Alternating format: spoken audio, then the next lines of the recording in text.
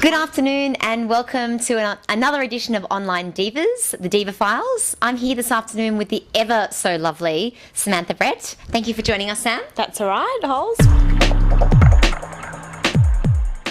Sam, when did you start blogging online? I started blogging online before blogging online was cool. It was actually pretty dorky to have a blog. It was about 5 years ago, I would say. And I just felt like that I wanted to have an online diary about my friends and about our dating problems and woes and what was happening. My guy friends were calling me up every week telling me crazy dating stories, and I was like, wow, this is awesome. Can I take a photo of you? Can I put it up on my blog? Can I write stories about you? And so it was more about my guy friends. And did you even imagine that it would be what it is today?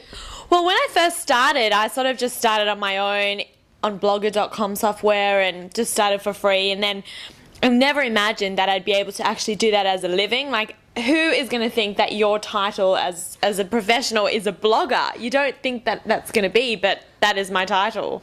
Ask Sam, the professional dating expert. That's right.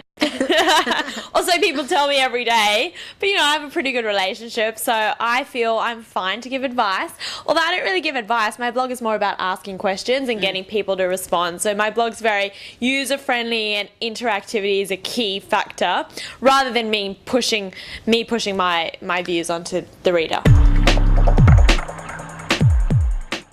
And if you had a friend or even an aspiring diva out there that wants to know about starting a blog, what's some simple advice and steps that you can give them to start tomorrow?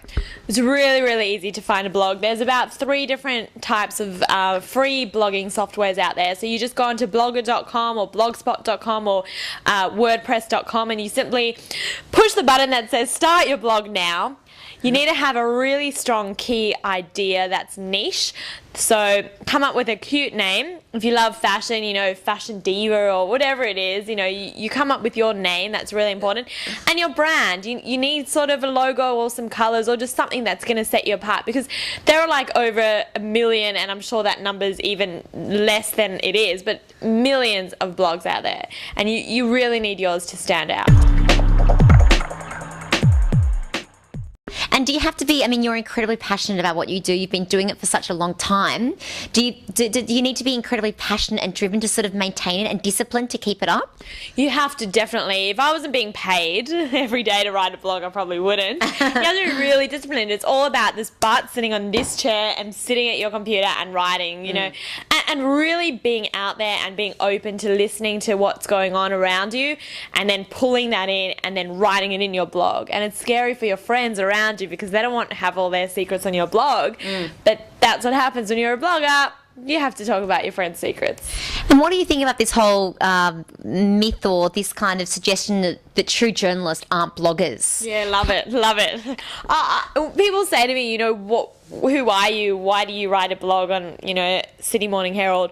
You're not a journalist. But I am a journalist, and that's the way journalists are going these days, and it's a privilege to have a blog, especially on a mainstream website, and you can't have one unless you've got journalistic background, because it's tight deadlines, it's strong beginning, middle and end. Not anyone can write a blog on a mainstream website. If you want to write your own diary, anyone can do it, but journalists don't really do that. Journalists want to write news blogs, informative blogs, and blogs that are appearing on news websites. Thank you very much for your time, Sam. Thank you, Holly.